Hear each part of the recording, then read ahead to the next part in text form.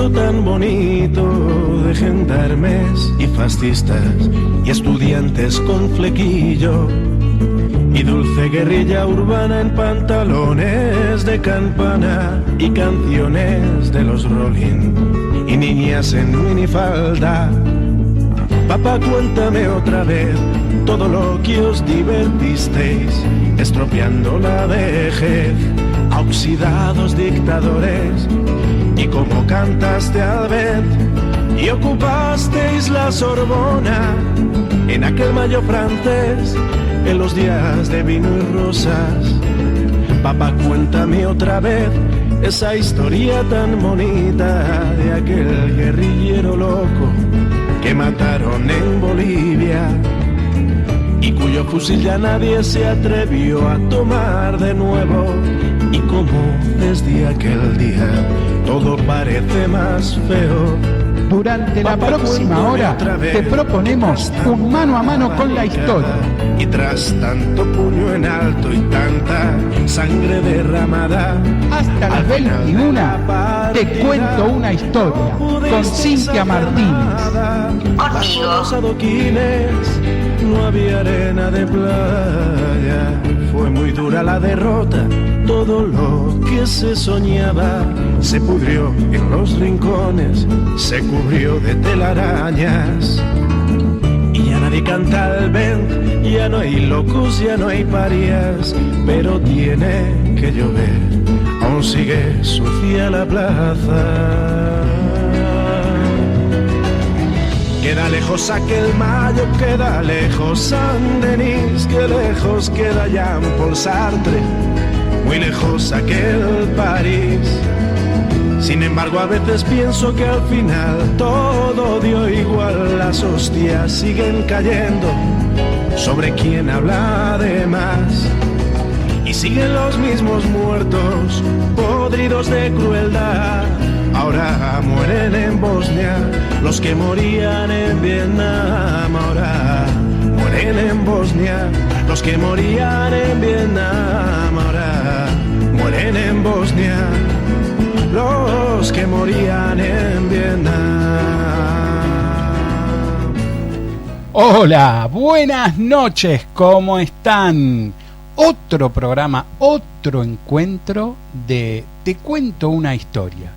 ¿Y qué nos tenés preparado para esta noche, bella Cintia Martínez? ¿Cómo estás? Ay, no me esperaba lo de bella, se agradece. Se me mezcla el inicio de otro programa y entonces, viste, viene así. Pero es como antes. Bueno, por eso hablamos de historia. Claro. De antes. Hablamos de antes. Yo te digo, me muero por hablar de ahora. Pero No.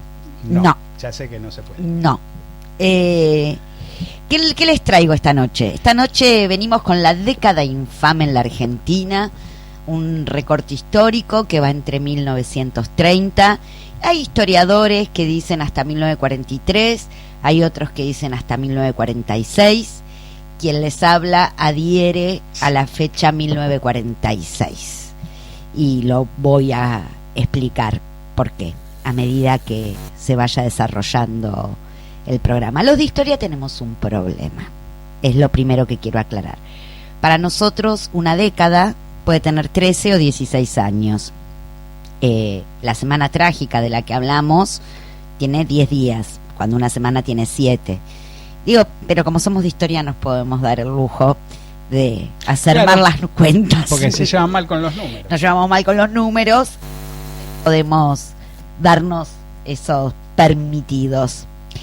De cualquier modo, este fue un periodo muy movidito en nuestra historia argentina. Bueno, a las cosas. Dale. A las cosas. La Argentina, desde fines del siglo XIX, había consolidado su modelo económico, que fue el modelo agroexportador. Esto es la producción y exportación de materias primas agrícolas, ganaderas, y la compra de productos industrializados, fundamentalmente a Inglaterra. Tenía una relación complementaria en ese sentido los años, y en el año 1929 cae la bolsa en Wall Street y se da inicio a la denominada crisis del 30. ¿Quién gobernaba el país? Don Hipólito Yrigoyen. Por aquel 1930 no supo, no quiso, no pudo, no sé, enfrentar el efecto de la crisis. La crisis se llevó puesto a Occidente, se la llevó puesta.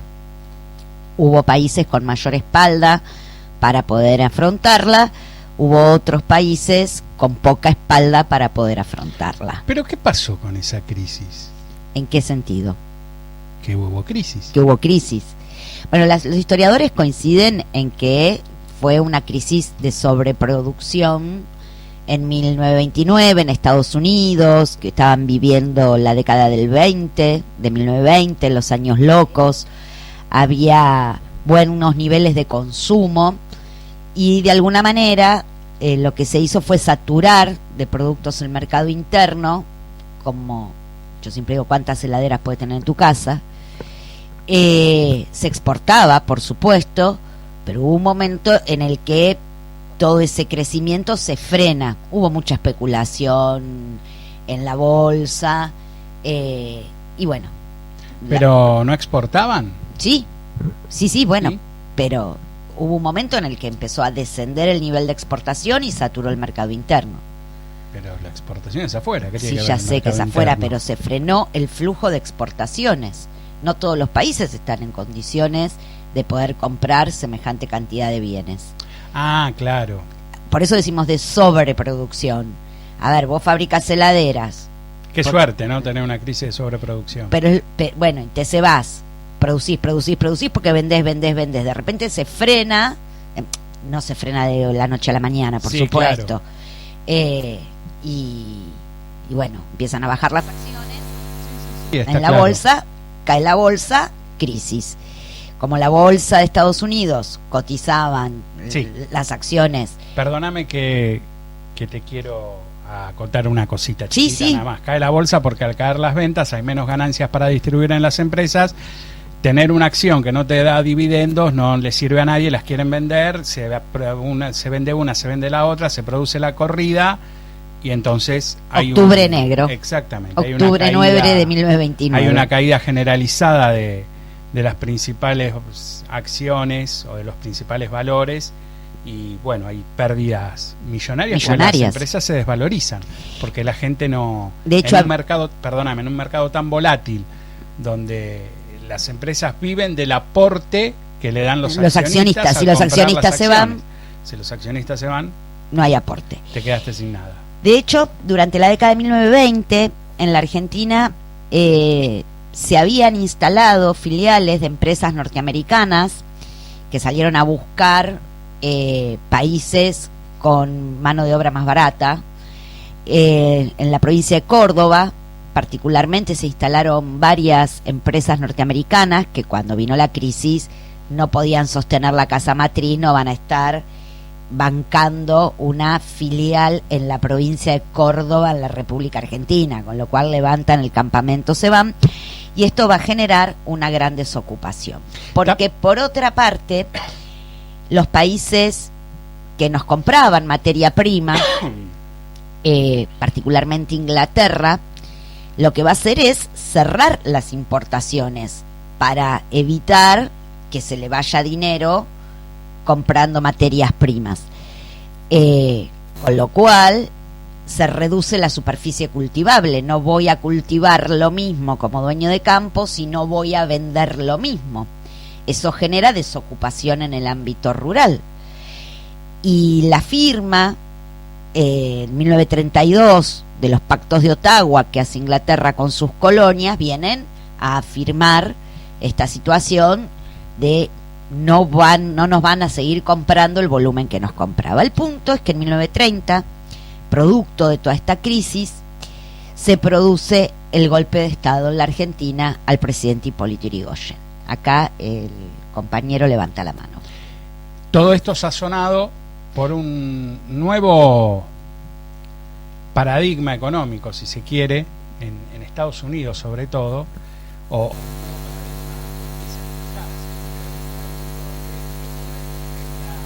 exportación de bienes... a ver, se me cortó el micrófono, me parece. No, ¿Ahí? no. Ahí estoy. Donde la exportación de bienes empieza a competir con la exportación de capitales. Entonces empiezan a aparecer otros intereses, que claro, se va a ir todo al demonio todo junto, ¿no? Pero esto después va a subsistir, esto de la exportación de capitales. Va después de la crisis va a subsistir. Pero, ¿qué es la exportación de capitales? La instalación de empresas en otros lados, ¿sí? ¿Qué es lo que hizo Estados Unidos en la Argentina durante la década de 1920? Palmolive, Goodyear, en la provincia de Córdoba. Goodyear. A mí me gusta decir Goodyear. Y yo voy a decir Goodyear. Bueno. Como dar los teléfonos de a pares, es lo mismo. Bueno, claro, es esto, ¿no? Que después va a quedar suspendido, pero va a competir con esto de la lluvia de exportación. capitales. La famosa lluvia de capitales. Y bueno, y también hay otro detalle importante para señalar, para que quede bien claro el tema de la saturación del mercado interno, que el mundo venía en un salto tecnológico, ¿sí? A partir de 1880, 1890, habían empezado a aparecer cosas nuevas. La aspiradora, la comida enlatada. La radio, Cintia. Sí, bueno, pero yo menciono la aspiradora y la comida enlatada porque las clases medias, fundamentalmente, ¿no?, que son las que pueden acceder a estos bienes, se va a producir una fuerte incorporación de la mujer a la vida laboral, pues tiene la cosa un poco más resuelta en su casa con el tema doméstico. A eso voy. Entonces, a diferencia de lo que nosotros podemos recordar, no es que vos ahora podés encontrar una heladera, una radio o una aspiradora en cualquier casa. En esa época había que fabricar una heladera para cada hogar, porque había que dotar de heladeras a todo un país, a todo un mundo. Por eso es esto, ¿no? Me cebo y fabrico. Me tomo el atrevimiento de intervenir para justificar el porqué la sobreproducción, porque si no, del otro lado alguien dirá, pero estos yanquis que dominan el mundo, ¿no se dieron cuenta que estaban fabricando de más? No, porque había que dotar al mundo de elementos y por supuesto de alimentos en una población que estaba en crecimiento, ¿sí? Con una explosión urbana. Claro. Bueno, me callo. Bueno, esta crisis va a traer coletazo en Occidente y la Argentina no es ajeno a ese coletazo por las razones que mencioné. ¿Cómo se sale de esto? En primer lugar, el presidente que va a asumir, el general Uriburu, en 1930, con una fuerte influencia del fascismo italiano, Mussolini gobierna desde 1922 Italia, va a plantear un modelo denominado nacionalista de derecha. Esto es cerrar el país al exterior. Pero cerrarlo al exterior implicaba quedar hiperaislados, y la Argentina no tiene un desarrollo tecnológico que le permita quedar aislado. Sí puede producir su propio alimento, eso desde ya, pero no tiene gran cantidad de producción de bienes durables y no durables. No está bien visto puertas adentro el planteo de Uriburu, que quiere reformar la Constitución, quiere poner en práctica un modelo de tipo corporativo, anulando los partidos políticos, manejando los medios de comunicación, no permitiendo ningún tipo de oposición, no permitiendo la manifestación del movimiento obrero, un modelo de corte totalitario. De hecho, se crea la Legión Cívica Argentina, que acompaña este ideario de Uriburu. Producto de esto es que otro sector del ejército, de los militares, liderado por el general Justo, va a pedirle amablemente a Uriburu que se tome el piróscafo, porque le complica la relación con Inglaterra. Inglaterra no negocia con países no democráticos. Por lo cual, para el año 32, Uriburu renuncia y se llama a elecciones. Se va a conformar una alianza política denominada Concordancia, cuyo candidato a presidente es el general Agustín Justo. Proscriben al radicalismo, el partido que gobernó hasta 1930, no le permiten presentarse. Sí se presenta en la ciudad de Buenos Aires el Partido Socialista y partidos locales del interior del país, partidos provinciales, se presentan. Por las dudas, de todas maneras, para la elección de 1932 se organiza el fraude para que no haya dudas de que gane la concordancia. Al fraude que se puso en práctica durante la década del 30, los mismos protagonistas de la historia lo denominaron fraude patriótico, porque entendían la necesidad de hacer fraude. O sea que reconocieron que hubo fraude. Sí, y ellos lo denominaron patriótico. Así ¿Y la como, gente? así como la caracterización de infame a la década se la dio la historia, ellos denominaron en su tiempo y en su espacio al fraude como patriótico, porque entendían que si se dejaba votar a las masas de manera libre, votaban mal. Por eso había ganado el radicalismo. De ahí la necesidad de hacer fraude. Y acá viene una aclaración que voy a hacer. Yo les comenté de entrada que el recorte histórico, algunos historiadores lo ponen de 1930 a 1943, otros de 1930 a 1946, que yo adhería a 1946, porque es cuando se llevaron a cabo elecciones sin fraude. Por eso yo comparto la mirada de los historiadores que dicen que en el 46 es donde se termina la infamia de la década que se venía viviendo, porque ya no hay fraude. Pero esto del fraude patriótico, ¿cuándo fue? En la elección del 32 y en la elección del 38. O sea, en el 32 dijeron... y en todas las elecciones intermedias, está bien, pero en el ¿no? 32 dijeron fraude patriótico porque el pueblo no sabe votar. Sí. ¿Sí? Sepa el pueblo votar, el pueblo no sabe, fraude patriótico. El candidato del partido perdedor, el fraudeado, no sé si se dice así, Sí. dijo, es patriótico, ¿está bien? Lo que pasa que iban a punta de pistola. Digo, te callas la boca. Un sector del radicalismo antipersonalista intentó presentarse y de hecho se presenta, digo antipersonalista antirigoyenista. No fue con el nombre de Unión Cívica Radical, de hecho una parte de la Unión Cívica Radical fue en la Concordancia, digo, en la Concordancia había parte del socialismo que se rompe y una parte fue a parar ahí con el amigo Pinedo, que banca de alguna manera estos accionares políticos, ¿no? El clima de las elecciones era un clima de mucha violencia, de mucho patoterismo. En la provincia de Buenos Aires ganó con fraude un gobernador que se llamaba Barceló, que tenía su mano derecha, Ruggero, que le decían Ruggerito. Ruggerito por Barceló la vida, te tenía que pegar un tiro en la frente, te lo pegaba, no tenía ningún problema. Luego estuvo el gobernador Fresco, del mismo estilo, pero más discreto, digamos, no era así como Barceló tan mandado. ¿Manuel Fresco? Manuel Fresco. No conozco calles en partidos de la provincia de Buenos Aires que se llamen Manuel Fresco, pero sí conozco calles que se llaman Barceló. Barceló, sí, yo también. En varios partidos del... Barceló fue un tipo heavy, no él, porque tenía Ruggerito, pero lo dejaba hacer a Ruggerito. Que era como el Valdés de Asesinato en el Senado de la Nación, claro, como el Valdés Cora de... Sí, pero Ruggerito tenía mayor autonomía, Barceló lo dejaba más. Ruggerito le pegaba el tiro al obrero y Barceló le mandaba un dinero a la señora para los chicos, digo. Un 5 marca cañón. En estos términos, para la viuda, le iba a los velorios. Señora, esto es para usted, para los chicos. Flaco, lo mató tu mano derecha.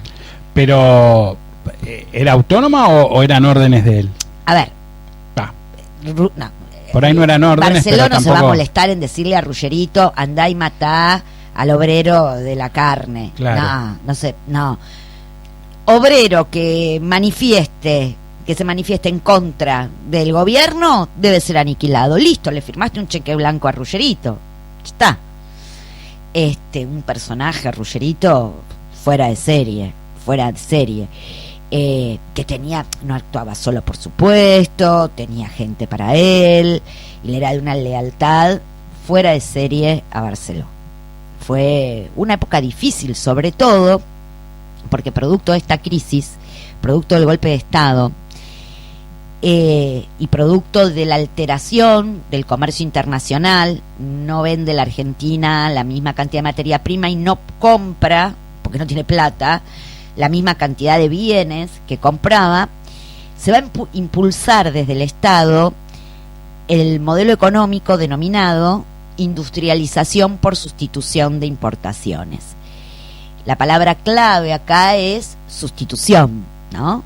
Vamos a industrializar, vamos a fabricar nosotros, sustituyendo lo que comprábamos, hasta tanto el ritmo del comercio internacional se restablezca, ¿no? Esta es como, a ver, para nosotros, yo siempre digo, para los que estudiamos historia es fácil, porque tenemos el diario del lunes para todo, pero digo, yo también insisto que cuando uno lee historia, escucha una historia, lo primero que hay que hacer es ponerse en contexto, ¿no? Digo, no se juzga con las categorías del siglo XXI, ni al siglo XIX, ni al siglo XX. Se lo revisa para no volver a caerse dentro del mismo pozo, pero no se juzga, porque es injusto.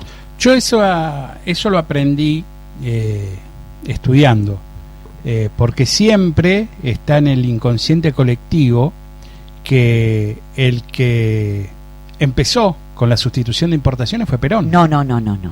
Pero Sí, existe. sí. En el inconsciente colectivo, si vos le preguntás a cualquiera que va caminando por la calle... Sí, ¿quién es el dueño, quién fue el papá de la industrialización en la Argentina? Te va a Te van a decir decir Perón. ¿No? Es anterior. Y también es cierto que hay una... Bueno, nada, es tuyo. Bueno, no sé qué iba a decir, juro que no sé lo que iba a decir. Entonces empiezan a surgir estas fábricas motorizadas desde el Estado. No son fábricas del Estado, son de particulares, pero el Estado va a apoyar estas iniciativas de los particulares que se arriesgan y empiezan a invertir en la industria. Las primeras, muy relacionadas con la industria de la alimentación, producto de que tenés la materia prima. Con el paso del tiempo, que fue bastante acelerado, ya me voy a mandar a producir otro tipo de bienes. Y desde el Estado sí, desde lo que es sobre todo fabricaciones militares, va a empezar mucha obra pública. Empieza a la obra pública, porque lo que se necesita es cortar los niveles de desocupación que hay. Y acá y en Canchasca, la obra pública es una de las actividades económicas que mayor cantidad de personas emplea. ¿Qué año estamos hablando? Acá estoy en 1933, 1934, sí, ya con Justo, gobernando Justo. No, porque el libro Teoría General sobre el Interés, la Ocupación y el Dinero y todo eso de un tal Keynes aparece recién en 1936. No, acá es un poco anterior el proceso que se viene dando, ¿no? Sí, o sea que se ve que estuvo contando lo que iba a escribir. Bueno, la cuestión es que empieza a generarse empleo. ¿Quiénes van a ser los que van a trabajar, ya sean las fábricas de esos particulares o en la obra pública? Esa mano de obra desocupada que quedó en el sector rural y mucha mano de obra desocupada que quedó producto de la salida de las empresas norteamericanas que se habían instalado en el país. Más empresas que siguieron, o fábricas, mejor dicho, que siguieron adelante, que venían previo a todo este periodo, ¿sí? Por eso se diferencia entre viejos obreros y nuevos obreros.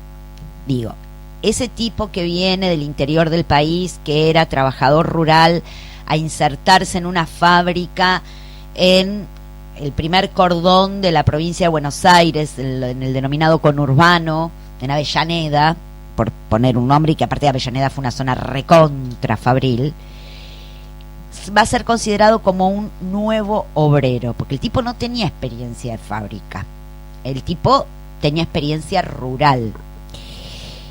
Ese trabajador que llega no estaba sindicalizado y no tiene gimnasia sindical.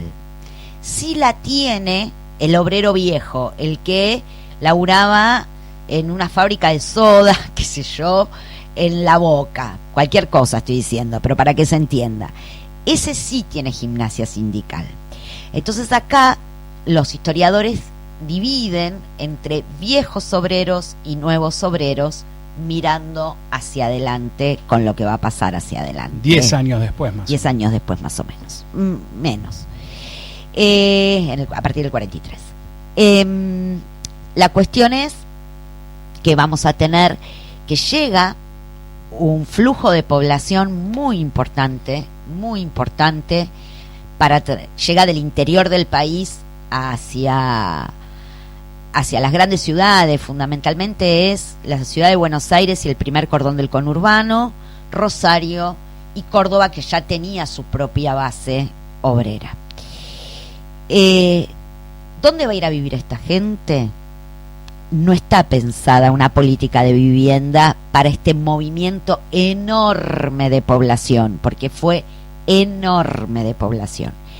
Es así que van a surgir las denominadas villas de emergencia. Que yo siempre digo, así como la industrialización fue sustitutiva, ¿no? Hasta tanto se acomode el mundo, usar la expresión de emergencia para hablar de las villas hace referencia a esto, ¿no? Bueno, es una situación de emergencia, no es para siempre, porque es por un momento, por una situación, por un contexto.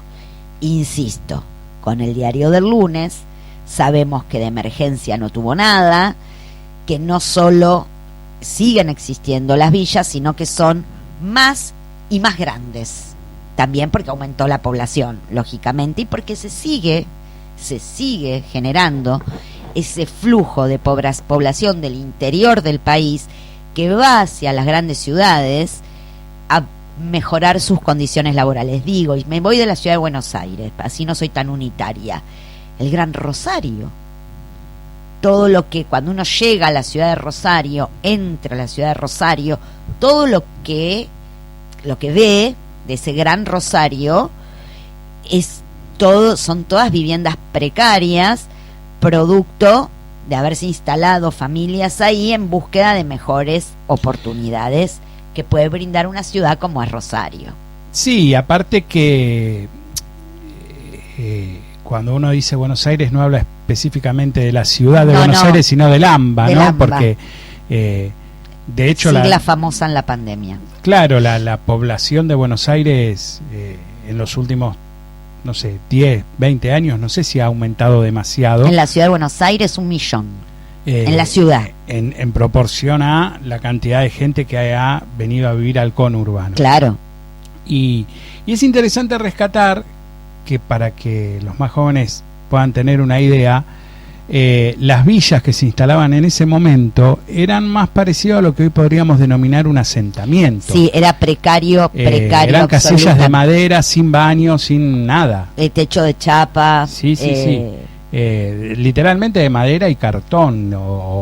Sí, bueno, nace como asentamiento. Claro, pero digo, no es que después empezaron los ladrillos como uno puede ver ahora. No. No. Yo me acuerdo que en la Villa de Barracas, cuando yo era chico, había muchas casillas así. Vos ahora pasás, son todas casas de material. Sí. No es que uno dice, qué bueno que está, ¿no? Pero, digo, hay una diferencia. Hay una diferencia en el acceso, por lo menos, a los materiales. Pero este programa se llama Te Cuento una Historia, no Derribando Mitos. Porque también, lo que yo tenía entendido, que el que había traído las villas había sido Perón. No, es más, yo vi una película, Raúl, si estás escuchando me vas a acompañar. Detrás de un largo muro. Que se llama Detrás de un largo muro, donde... Es una película crítica al peronismo. Era el tirano prófugo el que traía a la gente del interior engañada. engañada. No, no, la no. traigan. Bueno, es una película muy crítica al peronismo, Detrás de un largo muro. Pero vale la pena verla si no la vieron, como para analizar. Hay que ver la película con un libro de historia al lado, ¿no? Digo, como para poder comparar lo que nos quiere mostrar el director con la historia, ¿no? La cuestión va a ser que este Estado va a tener una fuerte intervención en lo económico, pero no en lo social. Toda esta población que viene a vivir a las ciudades van a carecer de derechos sociales, de derechos laborales, de derechos económicos, de derechos políticos. Sí, van y votan, pero les cambian el voto porque hay fraude. Dentro de este movimiento obrero, quien perdió peso fue el anarquismo. El anarquismo ya a fines de la década de 1920 pierde peso y gana peso el comunismo.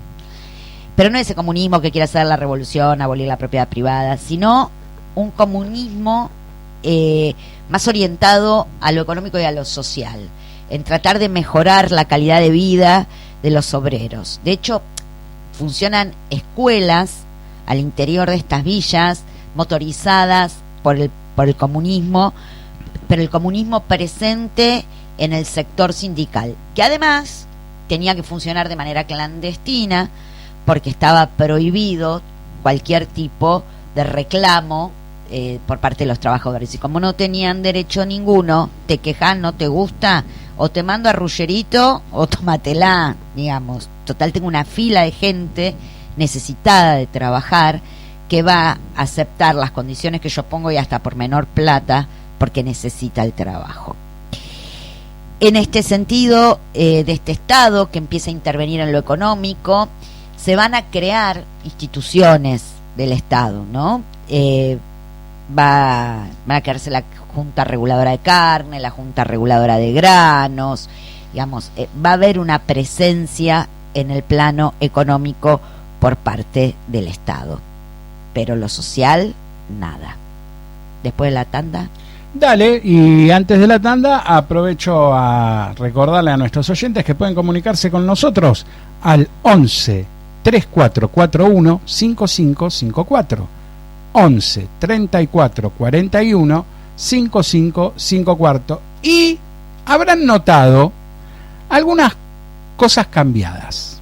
Habrán entrado a la página para escuchar el programa y habrán visto, uy, ¿y esto qué es? Bueno, estamos probando un cambio, estamos haciendo un cambio de plataforma digital, ¿cómo se dice? No sé qué. Plataforma, yo no Sí, yo me quedo ahí. Soporte no le pongo. tecnológico, ¿no? O sea, Sí. nos hacemos los importantes. Sí, está bien. Entonces, bueno, díganos si les gusta, si no les gusta. La app que ustedes tienen en el teléfono va a seguir pasando música. Si ustedes la ponen ahora, no me van a escuchar a mí, van a escuchar música. Y va a funcionar hasta el día 12. Después va a dejar de funcionar. Cuando tengamos lista otra app, se las vamos a hacer llegar o les vamos a decir de dónde descargarla. Pero téngannos un poquito de paciencia, porque este mes pueden haber cosas que cambian. Por ahí el viernes que viene vuelven a entrar a la página y ven algo diferente. No sé, o capaz que está todo igual. Pero bueno, téngannos paciencia porque estamos probando una nueva tecnología. No es una nueva tecnología, otra cosa distinta. A ver si... Se imaginarán que si yo hablo de 1930, yo me quedé en el 45. Claro. Así que, bueno, nada, hay que tener un poquito de paciencia, pero siempre con la idea de salir con la mejor calidad para ustedes. Vamos a escuchar una canción que, como estamos en un programa de historia, no se puede hablar del presente, pero como yo siempre digo, yo hablo a través de mi música.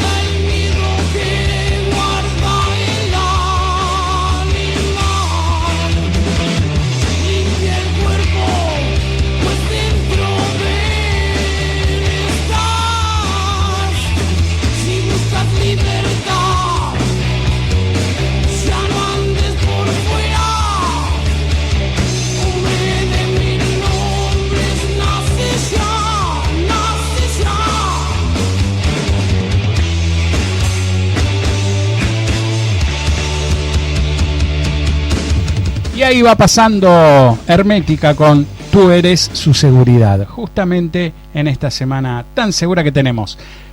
Te cuento dos cosas. Primero, que nuestros oyentes nos están escuchando también porque todos nuestros equipos están mantenidos y revisados por Esteban de PC Barracas. Cualquier problemita con tu computadora, acordate, PC Barracas. Suárez 1442 o lo llamás al 4302-7124. Un capo, Esteban, que siempre nos banca los equipos. Tenemos mensajes. Bueno.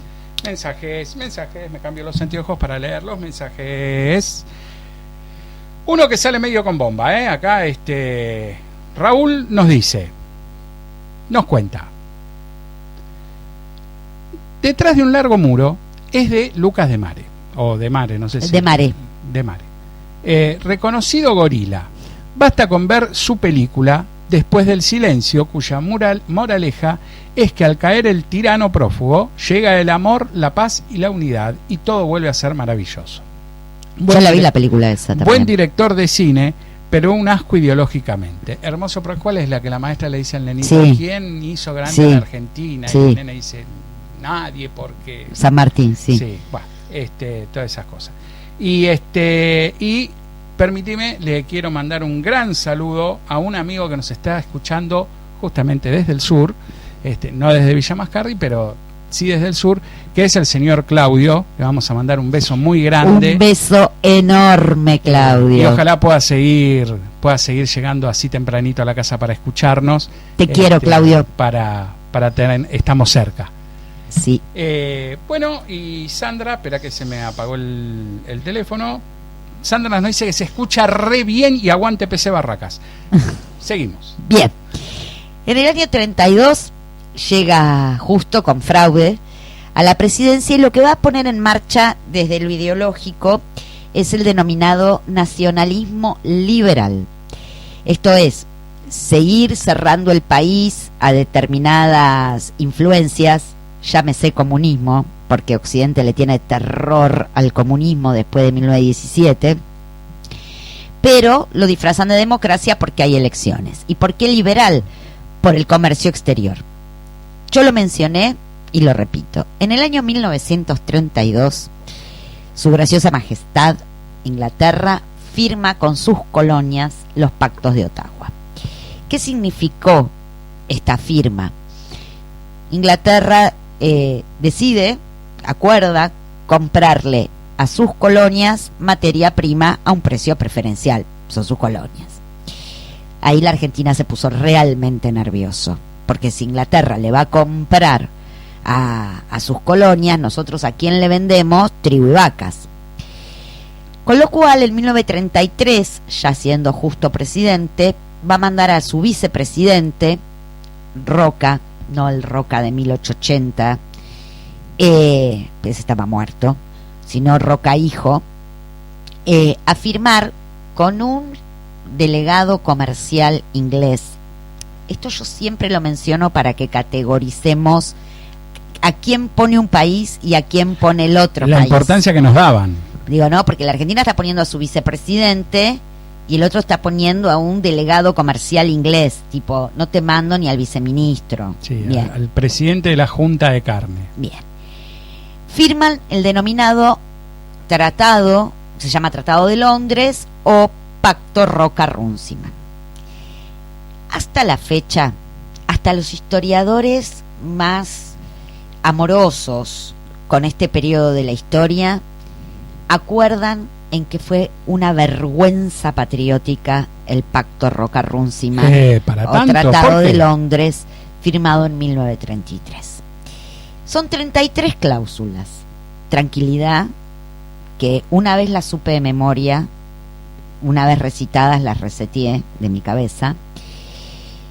El pacto lo que establecía era, en síntesis, ¿no?, como concepto, que a cambio de que Inglaterra nos compre una cuota de carne a la Argentina cede la prioridad a los frigoríficos de capitales ingleses instalados en el país para vender esa cuota de carne. O sea que los frigoríficos nacionales no entran en la venta, en la exportación. Acepta la Argentina crear el Banco Central de la República Argentina, que no existía, lo crea con mayoría de directorio inglés y alemán. La Argentina va a cederle a Inglaterra el control de los medios de transporte de la ciudad de Buenos Aires. Ya tengo subtes, los tranvías, los trenes siguen en manos inglesas, la empresa de luz, la empresa de teléfonos, y así siguen las cláusulas de entrega de soberanía argentina a manos de Inglaterra a cambio de esta cuota de carne.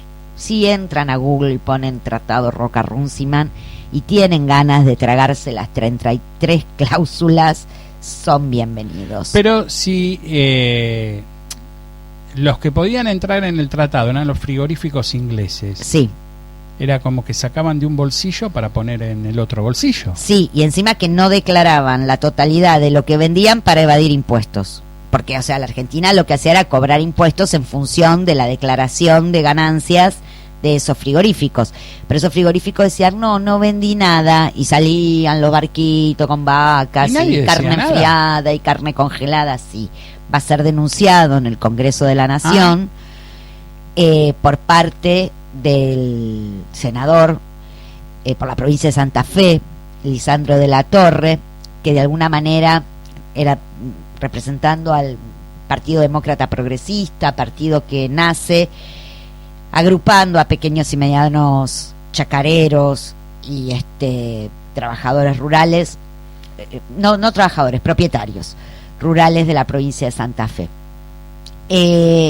Lo denuncia este doble manejo, esta no declaración de ganancias para pagar los impuestos correspondientes, y se hace un llamamiento al ministro del Interior a declarar al Congreso, tiene que ir a declarar al Congreso, a dar explicaciones a partir de la denuncia de Lisandro de la Torre, y es donde se produce voy a repetir el título de la película porque es lo que se produce: un asesinato en el Senado de la Nación a manos de Valdés Cora, un matón a sueldo que quiere matar a Lisandro de la Torre, pero no puede porque se interpone, cuando se escucha el tiro, se interpone Enzo Bordavere, también del Partido Demócrata Progresista de la provincia de Santa Fe, que acompañaba a Lisandro de la Torre, que estaba esperando su diploma para poder jurar como senador. Era senador electo. Claro, pero todavía no había asumido, y de todas maneras se encontraba en la Cámara, y es quien pone el cuerpo y termina muriendo en lugar de Lisandro de la Torre. Años después Lisandro de la Torre se suicida. Es una película que narra todo lo que yo estoy contando. Está muy bien, está en YouTube. Tiene mucho rigor histórico. Está en YouTube, hay se puede ver completa, y van a entender, y actrices van a entender todo lo de Ruggerito, porque el personaje de Valdés Cora es más o menos una onda así. Entonces es muy gráfica para esto, es ampliamente recomendable. Sí. La verdad que es una película que yo recomiendo mucho para entender la década infame. Producto de esta firma, un par de años después, para el año 35, va a conformarse la Fuerza de Orientación Radical de la Joven Argentina, Forja, que lo que va a plantear Forja es un nacionalismo popular. ¿Desde qué lugar? La defensa de la soberanía, por eso el nacionalismo. Lo que quiere es recuperar esos principios irigoyenistas de no entrega al país. Durante el gobierno de Irigoyen, el primer gobierno, se crea yacimientos petrolíferos fiscales, alias YPF. Estados Unidos tiene pretensiones sobre el petróleo argentino, Irigoyen lo saca volando, no les da ni cabida. Porque va a defender la soberanía energética. Irigoyen durante su gobierno manda como proyecto de ley, que no se lo votaron, la creación de una marina mercante para tener soberanía comercial.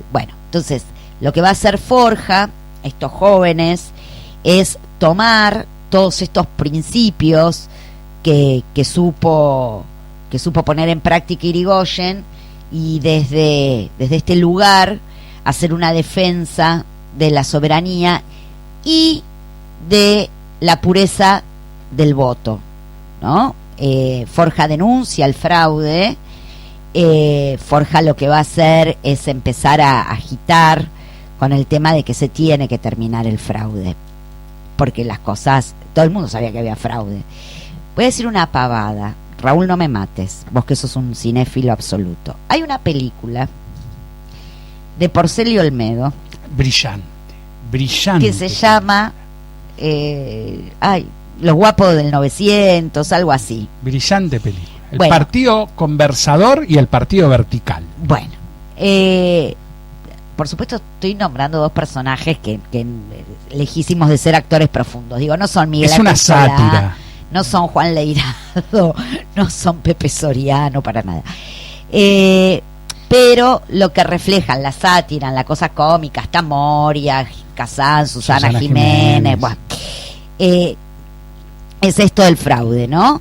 Porque algo que también que se ve en Asesinato en el Senado de la Nación y también en la película de Olmedo y Porcel en forma satírica es el tema legalizado de la trata de personas, de Bueno, mujeres, a ver, de la trata de blancas. A ver, la prostitución era legal en la Argentina en la década del 30. No, pero en Asesinato de la Nación se Sí. traen a la rusita. Sí, porque había trata de blancas, porque eran mujeres rubias, básicamente, que traían de Europa del Este, que estaban queriendo huir del sistema comunista. Con lo cual, sí, las traen engañadísimas, pobres chicas jovencitas, además. Que no hablaban castellano. Con la promesa de trabajar como empleadas domésticas, ¿no? Para limpieza de casas o para casarse, y bueno, y se veían involucradas en la prostitución. Sí, tremendo, porque las compraban y las vendían Sí, como, no sé, como un vestido. sí. Raúl te aclara, las mujeres son cosas de guapos. Ah, bueno, bien, gracias, Raúl, gracias. Las mujeres son cosas de guapos. Bueno, pero si bien la película es una pavada, porque es una pavada, pero cómica, yo me río. Pero muestra la ridiculez, ¿no? Porque es ridículo lo que ocurre, pero narra un poco esto de cómo funcionaban los compadritos, los patoteros, esta mano de obra al servicio del caudillo de turno. Uno, por lo que ve, sobre todo en el final de la película, puede darse cuenta que ocurre en un pueblo de la provincia de Buenos Aires, por lo que se puede ver, ¿no? Bueno, entonces, no sé quién de los dos puede llegar a ser Ruggerito. Ruggerito les hubiera pegado con una bala, los mataba a los dos, pero bueno. Empieza de la mano de Justo también el cierre a determinada inmigración para evitar influencias ideológicas no deseadas, como mencioné anteriormente, el comunismo. Y en el 33 llega Hitler a Alemania y eso conmueve al mundo occidental, ¿no? Acá está gobernando Justo. ¿La ley de residencia estaba vigente? Sí, la de defensa social, las dos. Estaba vigente todavía, Sí. Nadie la había derogado. No se derogaron hace tantos años, Se No, habían digo derogado que hace 50 años. Traído a esto de seleccionar la inmigración para evitar la influencia ideológica, Sí, no. digo que también los no. podían rajar. Pone, a ver, la Argentina, esto ya lo mencioné yo en otro programa, la Argentina no cierra la puerta, porque el preámbulo dice a todos los hombres de bien que quieran habitar el suelo argentino. Empieza a pedir papeles, para decirlo de alguna manera elegante, y ahí es donde se empieza a complicar, ahí Claro. se recomplica. No solo para la población judía que quiere huir de Alemania, sino en general se empieza a complicar para poder ser inmigrante en la Argentina. Y en este contexto de esta década infame nuestra, está ya la Guerra Civil Española, con mucho inmigrante español en nuestro país, y los enfrentamientos entre una colectividad que había funcionado unida como colectividad, bueno, ¿no?, a favor y en contra de un bando del otro en el marco de la Guerra Civil Española. O sea que Occidente estuvo convulsionado en la década de 1930 y la Argentina no es ajena a toda esa movida que se produce en el mundo, digamos, impacta también producto de la enorme inmigración europea que habíamos recibido. Bueno, se le juega la patria chica a esos inmigrantes, ¿no? Su patria de origen. Las formas de controlar a los díscolos en esta época, además del fraude, va a ser la cárcel, va a ser la represión, va a ser la tortura. No hay que perder de vista que en esta etapa se inventa y se pone en uso la picana eléctrica, así como los argentinos inventamos la virome, también se inventó la picana. No se meten con los miembros de Forja, no se los persigue a los de Forja, porque son todos muy intelectuales, muy reconocidos, con lo cual una cosa es ir contra los obreros de la soda y otra cosa es ir contra intelectuales de peso en el mundo académico. Llegamos al año 43, ya estalló la guerra, la segunda. La Argentina se mantiene neutral porque están divididas las opiniones a nivel gobierno, ¿no? Es un gobierno con una fuerte presencia militar. El ejército argentino tiene simpatías por la Italia de Mussolini, no como se suele creer por la Alemania de Hitler, no, sí por la Italia de Mussolini. Y los civiles, digamos, claras simpatías por Inglaterra. Italia e Inglaterra están enfrentados en la guerra, con lo cual Argentina mantiene la neutralidad. Mientras tanto, todo lo que puede vender de materia prima lo vende a quien quiera comprar. Llegados al año 43, se aproximaban elecciones, ya Justo había dejado de gobernar, había ganado la fórmula en el 38 Ortiz Castillo. Ortiz queda ciego y pide licencia, gobierna Castillo y iba a haber elecciones y el candidato que iba a ganar con fraude era Patrón Costas. Y Patrón Costas dijo, en caso de ganar, que iba a ganar, obvio, porque era el candidato para que gane, le declaró la guerra al eje. Para que evitar eso, fue el golpe de Estado a Castillo en 1943. A manos de una logia militar, cuya sigla es GOU, todo indica que quiere decir Grupo de Oficiales Unidos, y digo todo indica que significa porque hay distintas teorías de qué significa GOU, y los militares de aquel momento nunca revelaron qué significaba GOU, pero todo indica que es Grupo de Oficiales Unidos. Van a llevar a cabo un golpe de Estado que va a poner en la presidencia al general Rawson. Rawson asume y dice, hay que declararle la guerra al eje. 48 horas gobernó Rawson. Un día juró, firmó, al día siguiente dijo hay que declarar la guerra al eje, le dan un golpe de Estado. ¿Qué preguntó una estudiante, una joven estudiante de historia en el año 1994, Cintia Martínez, a su profesor de Historia Argentina Contemporánea? ¿Rawson cobró jubilación de presidente? Sí. Y el profesor me dijo sí, y la viuda la pensión, porque cuando se jura y se firma, listo, no importa. Asumen el general Ramírez la presidencia, el general Farrer la vicepresidencia, y un joven, Coronel Perón, va a ser secretario de Trabajo y Previsión Social y ministro de Guerra. Es acá donde empieza la carrera política de Perón en relación al movimiento obrero. Ese movimiento obrero olvidado, reprimido, torturado, sin derechos. De repente este nuevo secretario de Trabajo y Previsión que se hace cargo frente a los reclamos, los invita, los escucha, genera se pone él representando al Estado como mediador, sienta a los empresarios, sienta a los trabajadores y se pone en marcha en la Argentina la denominada Alianza de Clases. Pero otro día voy a hablar de peronismo. Otros días. Che, escúchame, o sea que, a diferencia de los demás, no es un golpe de Estado contra el gobierno que estaba, no, sino para que lo hicieran, para que no vayan a hacer. Sino contra el que podía venir. Claro, el del 43 fue eso, el primero. Es como, hola, vengo del futuro. Claro, más o menos. No vayan. Claro. Mirá. Sí, para prevenir.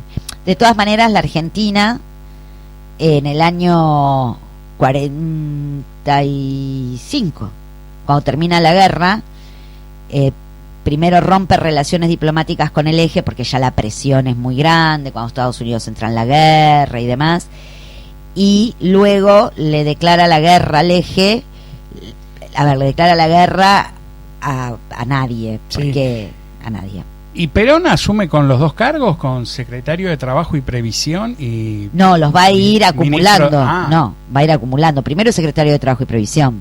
El coronel de los trabajadores. El coronel de los trabajadores. Y después fue ministro de Guerra. Y después fue, cuando le dan el golpe, Farrell y Perón a Ramírez, vicepresidente, secretario de Trabajo y Previsión y ministro de Guerra. Era el tipo que concentraba mayor cantidad de poder. O sea que no era un perejil dentro del GO. No. Era joven, tenía un grado militar bajo, pero con peso, y eso molestó. Pero no voy a hablar de peronismo. No, te estoy dando todo el pie para que quede picando para llegar al 17 de octubre y pararlo en el balcón. Pero claro. Bueno, sí, Sandra, te prometo que va a llegar ese momento. Estamos en el mes de octubre. Estamos en el mes de octubre. ¿Qué cae el 17? Qué lío que hay no con viernes, ¿no? No sé qué cae 17. No, si hoy es 6. No, hoy es 7. Hoy es 7. No, 14, 21. No. Bueno. Y hay lío con el 17 de octubre. Van a empezar, 152.000 años después van a empezar otra vez de quién es el 17 de octubre. ¿Van a empezar otra vez si fue espontáneo o fue armado? No, van a empezar a estos ahora que no se ponen de acuerdo, que quieren llamar unos, los otros. Llamen todos y que vaya el que quiera a la Plaza de Mayo con una banderita. Sí. Bueno, no podemos hablar del presente. Así que... Mira, yo te voy a decir una cosa, porque lo decía el general Perón. Más de derecha, más de izquierda, al final son todos peronistas. Sí. Que vayan todos y se dejen de jorobar. Sí. Lo que pasa es que yo a veces dudo si son peronistas los que toman decisiones. Ahora. Más de derecha. Sí, no sé. Más de derecha. Hoy fui al supermercado. Bueno. No sé. Bueno, las 8... No, las 9. Las 9, eso. Las 9, porque no tengo puesto los anteojos. Las 9:01, se nos acabó el tiempo. ¿Qué tendremos para el viernes que viene? Porque quedamos a las puertas del peronismo, pero me parece que le vas a meter un misterio. Le voy a meter un misterio. No sé qué no tendremos. sé, yo lo decido en el curso de la semana, ¿eh? Bueno, será misterio. Bueno, ojalá lo hayan disfrutado. Cuéntenme, qué sé yo, mándenme mensajes, a ver si les gusta lo que vieron, la nueva página, si les parece algo así, wow, maravilloso, si esta plataforma está que ¡pum!, que explota, y si saben quién nos está escuchando desde Alemania. Que se haga ver el que está en Alemania. O esto es así como... Tengo proyección internacional. Te marca lo que quiere. Porque yo sé que a España llego. Claro, que nos digan quién nos está escuchando. Yo por las dudas digo Auf Wiedersehen, que creo que... Danke. Chau. No, eso es gracias. No importa. Bueno, le doy las gracias al que está. Wiedersehen es sola, no sé. No, a ver, digo danke al que esté escuchando. Bueno, muy bien. Nos vemos el viernes que viene, nos escuchamos el viernes que viene. Dale. Bueno, nos vamos con otra cancioncita linda para la época. Gente, hasta el viernes. Los esperamos con... Migo. Que te cuenta una historia. Chau.